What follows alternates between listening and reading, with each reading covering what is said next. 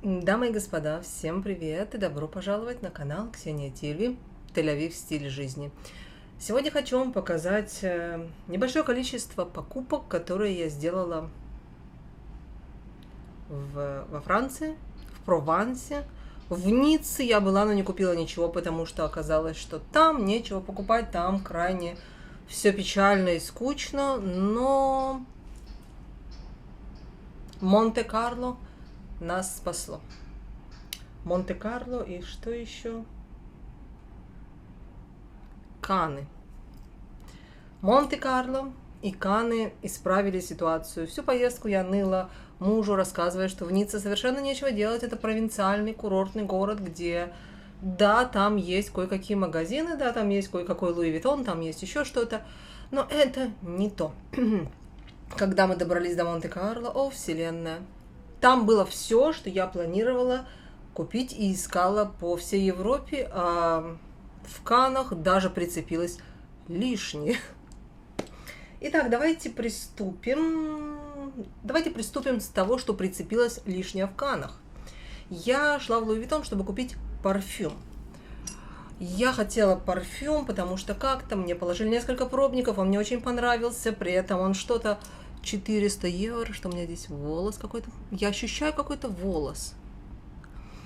При этом он что-то 400 евро стоит за 100 миллилитров, это дорого, и при этом он удовый, достаточно типичный для тех парфюмов, которые у меня уже есть в большом количестве, но он ко мне прицепился.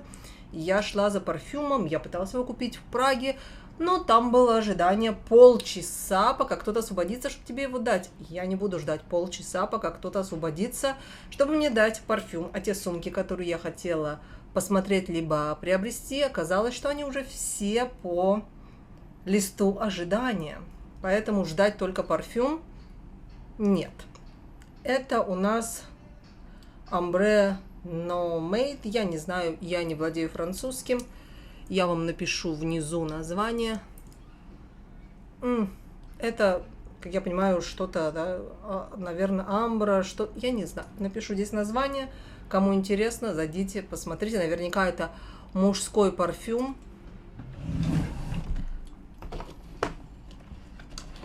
Я получила 4 пробника. Я получила 4 пробника, потому что ко мне прилипла сумка. Я купила Speedy 25 в версии бандолер с ручкой, с длинным ремнем. У меня есть такая же, но без длинного ремня и больше чуть-чуть размером. И такая же, но в монограмме с ремнем и тоже больше размером.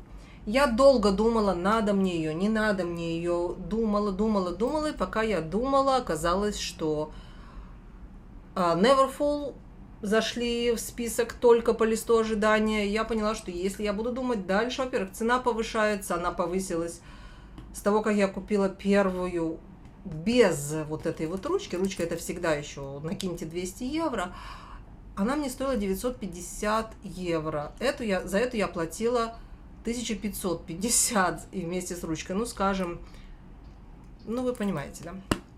Поэтому я решила, что если я ее не куплю сейчас, потом будет какой-нибудь лист ожидания, еще вырастет цена, и я об этом давно думаю, про то, чтобы иметь поменьше сумку и с ручкой, потому что она очень красиво выглядит, как бы кроссбади.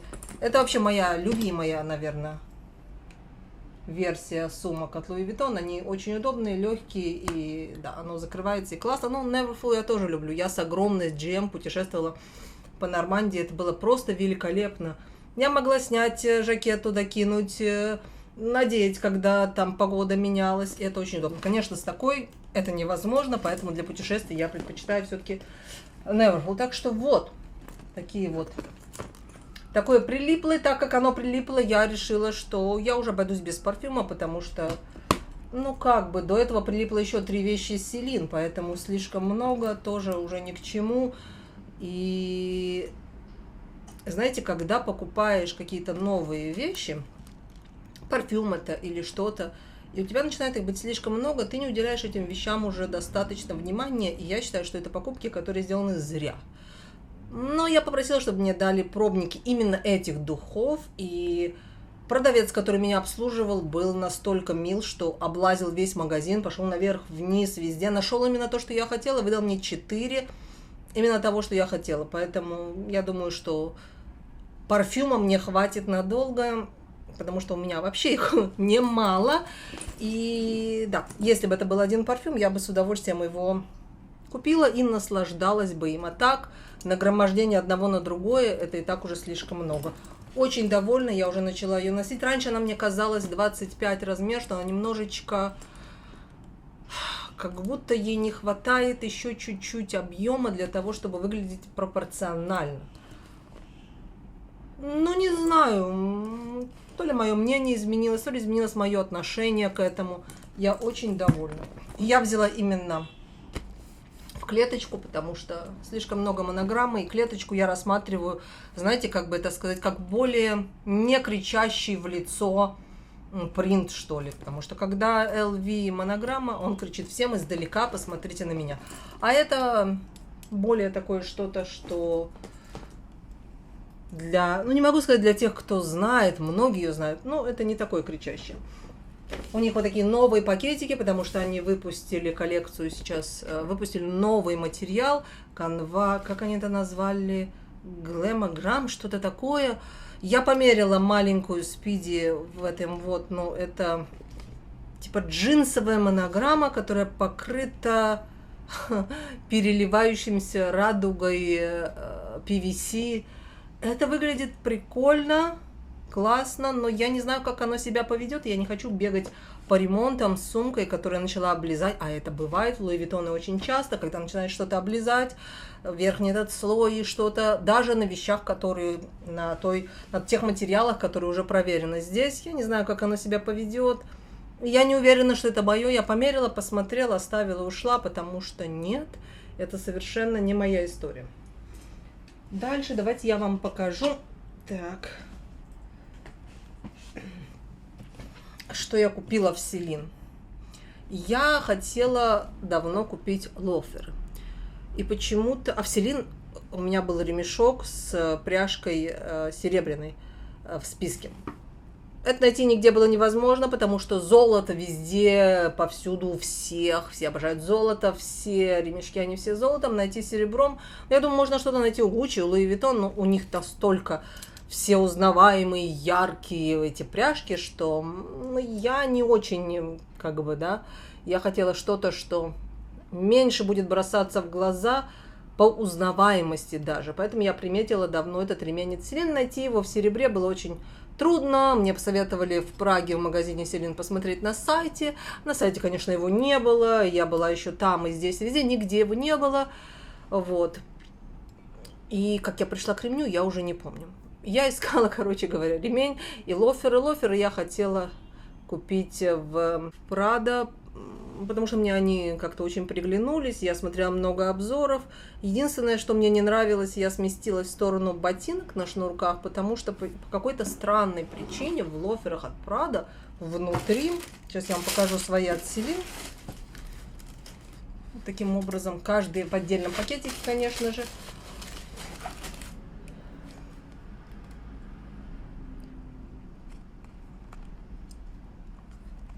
Тоже, как вы видите, золото, ничего серебряного. Вот здесь, в Прада, почему-то есть резинка, которая держит как бы вашу ногу вот здесь.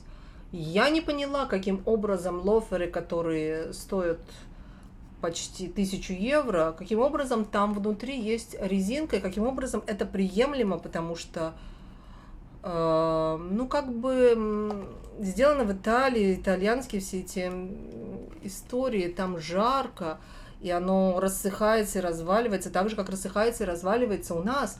Зачем мне внутри резинка? Для меня резинка и длительное использование вещи, они не сходятся вместе никак, потому что это ненадежная какая-то субстанция, это ненадежная вещь для того, чтобы ее использовать в дорогой обуви. Какая резинка? Что это значит? Вот, это единственное, что меня останавливало, поэтому я зашла в Селин за ремнем, вышла вот с такими прекрасными лоферами, которые, я вам скажу, один очень важный момент в такой обуви. Два даже. Во-первых, здесь вот эта подошва, про которую многие, как у Гуччи, про которую многие говорят, кожаная подошва, да, что она очень скользкая, и можно, если не сделать здесь что-то, покрытие, свернуть шею, упасть, подскользнуться. Я не знаю, что вам сказать на эту тему, потому что у меня есть вот такие вот, тоже в стиле мужской ботинок, мужские ботинки. Это Rocco P, это тоже абсолютно итальянская марка, стоили они не дешевле, чем Celine. И та же самая кожаная подошва. Во-первых, я в них прошла уже очень много километров. Как видите, износ, ну как бы совершенно нормальный, каблук на месте, все нормально, подошва чувствует себя великолепно. Ну, конечно, она носится, но я не могу сказать, что их надо спасать. И никогда не было вероятности того, что я упаду и сверну себе шею. Я не знаю, может быть, люди живут где-то, где много каких-то скользких покрытий, ходят по офисным зданиям, возможно, там это происходит. Я хожу чаще всего по улице, и у меня никогда не было никаких проблем. И еще у меня есть вот эти вот Claire Jerry тоже, французская марка. Я не знаю, они начали как-то странно, вот это серебро начало все облизать, я этим недовольна. Но тоже здесь кожаная подошва, и тоже у меня не было никаких проблем ни с износом, ни с тем, что я подскальзывалась или что-то, поэтому это меня не беспокоит. Так вот, важная вещь, когда вы покупаете дорогую обувь, то, что не работает для Gucci, поэтому я немножечко их отложила в сторону. Вы видите, подошва выходит за нос обуви. И здесь тоже. И если вы, вот на этих это четко видно, спотыкаетесь и царапаете что-то, видите, вот здесь у меня вот эта вся часть, она, да, я спотыкалась. У вас попадает все на этот вот бортик обуви. И здесь, как видите, то же самое. Если у вас будет ситуация обратная, и будет вот эта часть выходить за пределы подошвы, то вы будете обдирать все время вот здесь, то, что и происходит чаще всего с Gucci, с балетками Chanel и со всем остальным.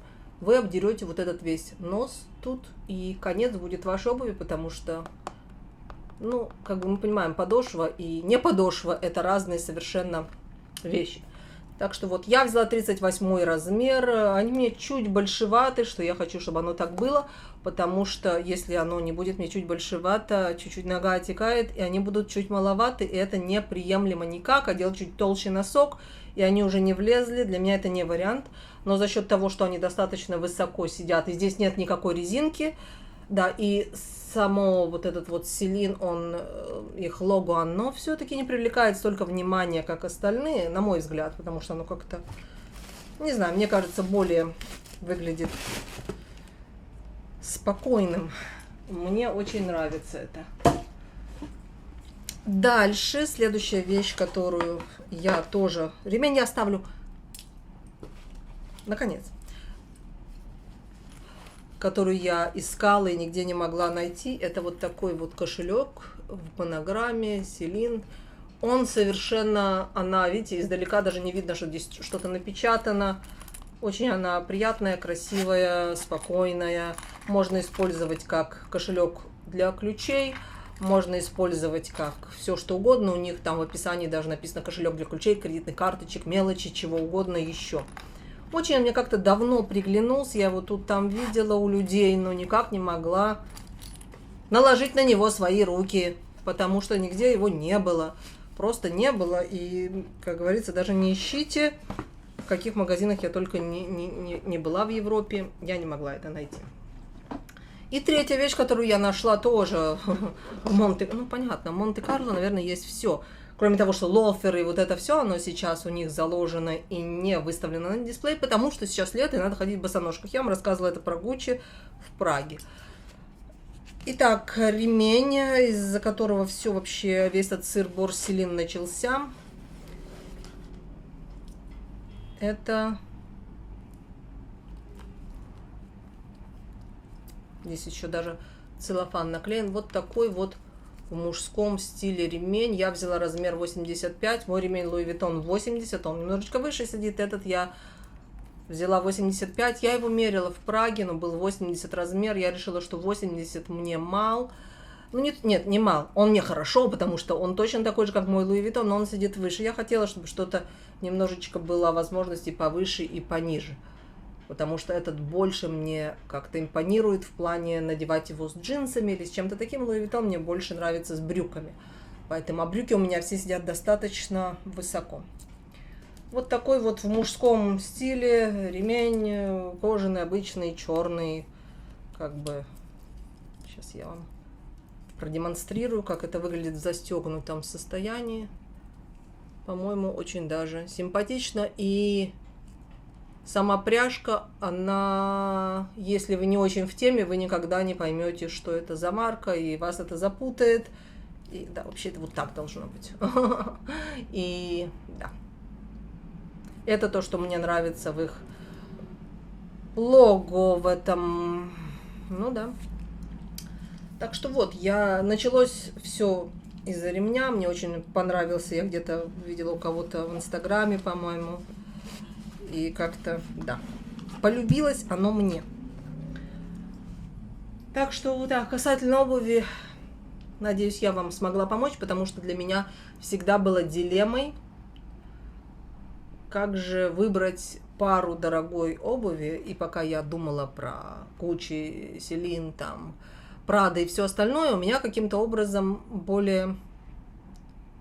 не менее дешевые, но более неизвестные, менее известные марки появились, и я реально поняла, что да, это единственное, что может изуродовать вашу обувь, это когда вот этот нос, как Gucci, или вровень, или, да, или еще и нависает над этим, что тоже очень часто в лоферах и мокасинах и всякой такой обуви случается, и тогда вы просто разобьете носы непосредственно обуви. У меня, как вы видите, нос совершенно сама вот эта часть целая, а здесь, да, есть. И это не потому, что я хожу и каждый шаг спотыкаюсь, я даже этого не замечаю, если я когда-то спотыкалась или что-то, но у нас много брусчатки, и всегда что-то где-то цепляется. Поэтому, да, неизменно происходят какие-то вот эти вот явления.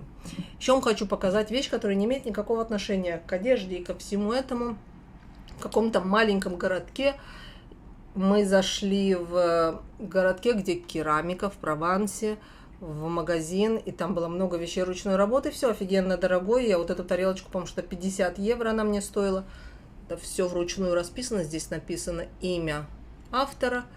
Я долго присматривалась взять чашечку или чайничек, или пудреницу, или что-то. Я поняла, что если это будет вещь, которую я буду использовать повседневно, и как пудреницу открывать и закрывать, то ей быстро придет конец, и это очень жалко, потому что они не вот такие, это просто цветок. Они там очень красиво в таком винтажном стиле расписаны, потрясающие. Цена, допустим, пудреницы что-то около 150-180 евро, и это будет печально, если выпадет крышечка из рук, и ей будет конец. И да, это кошмарно, потому что это все-таки произведение искусства, и я не очень доверяю своим кривым рукам, поэтому я выбрала вот такой вот. Я не знаю, что это за цветок, но он очень красивый.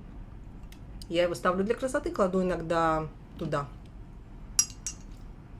небольшие какие-то духи или какие-то свои украшения, которые я снимаю сейчас непосредственно и планирую позже надеть.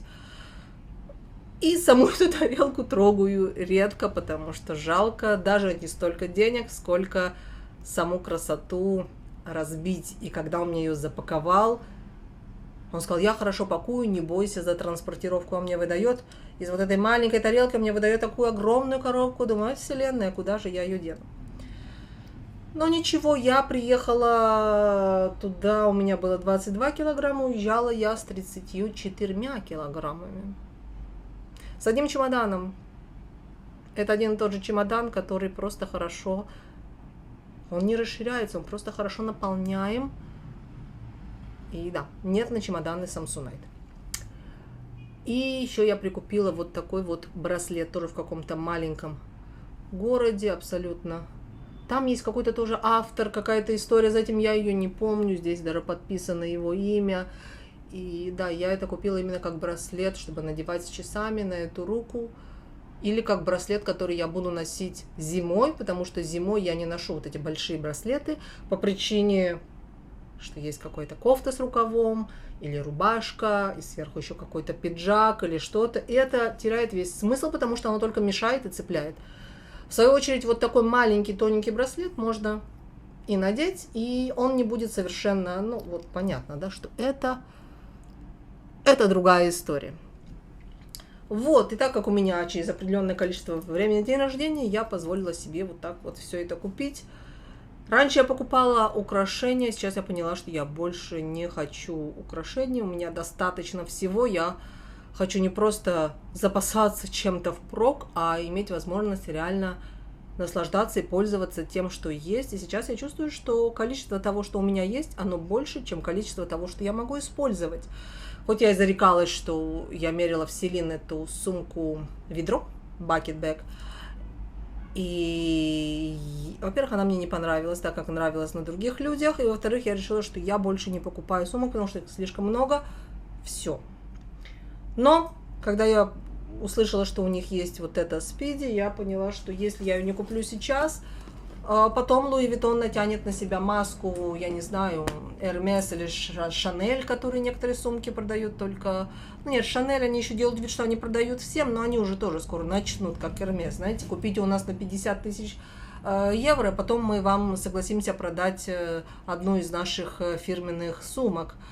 Вот, поэтому я поняла, что или сейчас, или потом уже будет как с Neverfull, и я не буду участвовать в списках ожидания, в каких-то длительных мучениях и в других всяких процессах, потому что в Louis Vuitton вы сейчас можете найти любую сумку, которые раньше были недоступны, как это правильно сказать, они были доступны, но их надо было умудриться выходить, выискать, вызвонить, упросить, чтобы вам продавец отложил, нашел, когда будет, через год, через месяц, когда-то.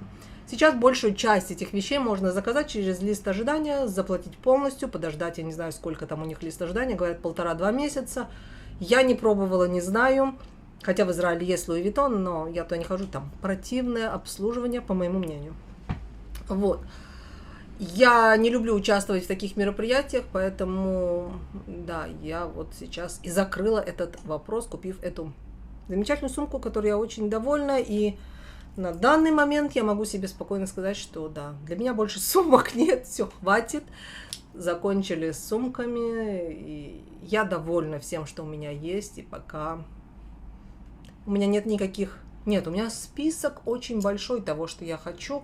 Вопрос, я это хочу или я хочу это купить. Это разные вещи. Все, дамы и господа, надеюсь, вам было интересно.